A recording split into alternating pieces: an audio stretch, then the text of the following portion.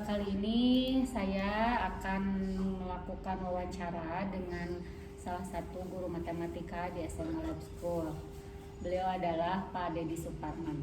Baik Pak Dedi, untuk pertanyaan, terima kasih waktunya sudah bersedia untuk diwawancara pagi hari ini Pak Dedi. Sama-sama. Alhamdulillah, gimana kabarnya Pak? Alhamdulillah baik. Alhamdulillah ya sehat. Ini saya ingin melakukan wawancara terkait literasi dan numerasi di sekolah kita. Mungkin ini juga berkaitan dengan rapot pendidikan. Ya, menurut Pak Dedi, gimana nih keterampilan numerasi anak-anak di sekolah kita? Ya, menurut pendapat pribadi saya, memang kemampuan literasi, terutama literasi numerasi di sekolah ini memang masih kurang. Mungkin karena mereka sejak SD-nya belum terbiasa, karena kan kurikulum Merdeka itu baru berlaku kan sekarang-sekarang, sehingga memang produk yang sekarang ini kan produk dari kurikulum sebelumnya, sehingga dalam kemampuan numerasi memang perlu ditingkatkan.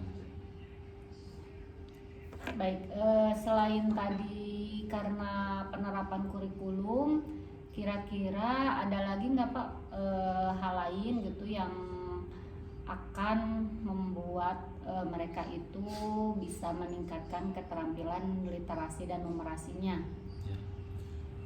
Kalau untuk literasi dan numerasi, menurut saya yang paling penting itu kan lingkungan.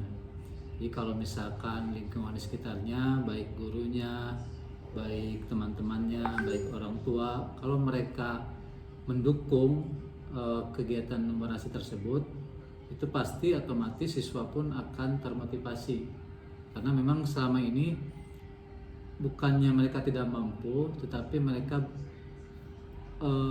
tidak mau menyempatkan diri dengan melatih kemampuan numerasi. Kebanyakan mereka waktu luang itu dipakai dengan bermain game, kemudian bersosialisasi dengan teman-teman. Nah, kalau biasanya siswa-siswa yang numerasinya tinggi itu biasanya didukung oleh orang tua yang di rumahnya itu sama, menciptakan kondisi dan lingkungan yang sesuai untuk terus membaca baik bahasa maupun kemampuan bilangan.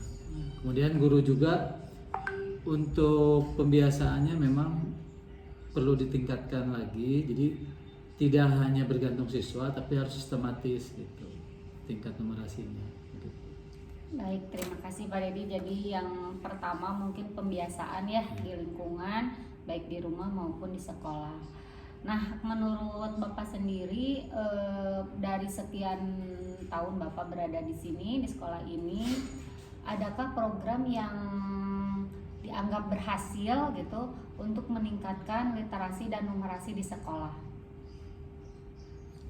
Untuk programnya memang sudah mulai ya, untuk tahun sekarang ini anak dimulai untuk mencoba mereka dari sejak masuk, pertama ya literasi ya, baik membaca Al-Quran atau Alkitab, kemudian mencoba juga literasi bentuknya numerasi. Jadi tiap pembelajaran terutama eksak, memang guru-guru di sini sudah mulai memberikan permasalahan-permasalahan atau soal-soal yang berupa textbook, sehingga secara tidak langsung bakal meningkatkan kemampuan numerasi anak-anak.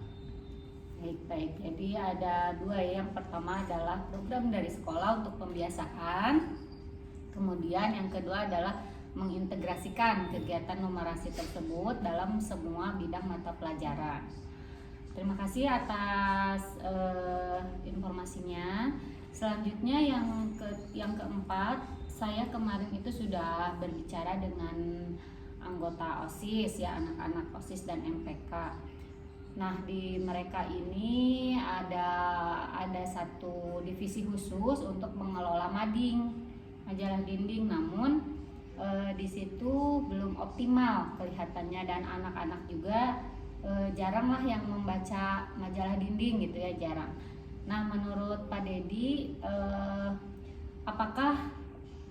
mading ini bisa difungsikan untuk meningkatkan kegiatan literasi dan numerasi di sekolah. Terus kemudian mungkin saran-sarannya bagaimana agar si mading ini bisa berkontribusi terhadap literasi dan numerasi sekolah, juga bagaimana caranya mungkin gitu. Ya. Memang untuk mading kalau kita lihat masa lalu memang sangat efektif ya untuk meningkatkan literasi. Memang masa sekarang memang harus diupdate lagi gitu kontennya, karena anak-anak sekarang kalau kontennya itu jauh dari kehidupannya biasanya tidak dihiraukan, sehingga perlu konten-konten yang melibatkan mereka. Ya salah satunya misalkan kalau di mading itu terutama misalkan bahas tentang teknologi ya, yang sekarang kan lagi musim baik tentang data analis, kemudian tentang web developer dan lain-lain. Nah, ketika pembahasannya seperti itu berhubungan dengan masa depan mereka ketika lulus, nah biasanya mereka akan tertarik gitu. Dan zaman sekarang kalau kita lihat juga di media sosial banyak sekali siswa-siswa yang dari SMA sudah belajar pemrograman ya, kemudian belajar tentang analis data dan lain-lain. Nah itu mereka sangat antusias. Kenapa? Karena mereka ikut terlibat dan berhubungan dengan masa depan. Tapi kalau madingnya itu hanya bentuk ya sekedar hiburan, sekarang udah kalah oleh game-game gitu. Jadi mereka sudah kurang berminat lah kalau konten-konten dari mading itu hanya bentuk hiburan kayak cerita dan lain-lain gitu. Itu sih kalau masukan saya. Jadi ditambahlah konten-konten yang terbaru yang berhubungan dengan teknologi lah terutama.